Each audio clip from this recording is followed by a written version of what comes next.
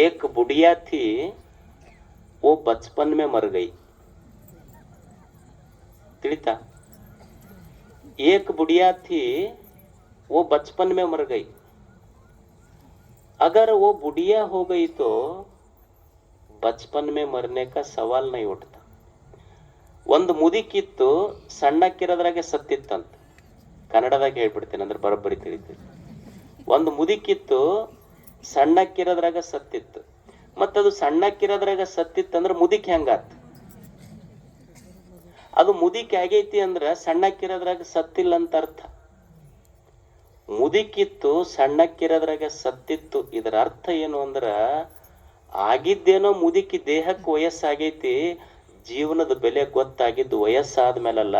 ನಿಜವಾದ ಆಯುಷ್ಯ ಕೌಂಟ್ ಆಗುದ್ದು ಯಾವಾಗಂದ್ರೆ ನೀ ಎಷ್ಟು ವರ್ಷ ಬದುಕಿ ಅಂತಲ್ಲ, ದೇವ್ರು ನನಗೆ ಯಾಕೆ ಜನ್ಮ ಕೊಟ್ಟ ಅನ್ನೋ ಅರಿವು ನನ್ನ ತಲೆಯೊಳಗೆ ಬರ್ತೈತಲ್ಲ, ಅದು ನಿಜವಾದ ಆಯುಷ್ಯ ಕೌಂಟ್ ಆಗ್ತೈತಿ. ಅವಾಗ ನಿನ್ನ ಆಯುಷ್ಯ.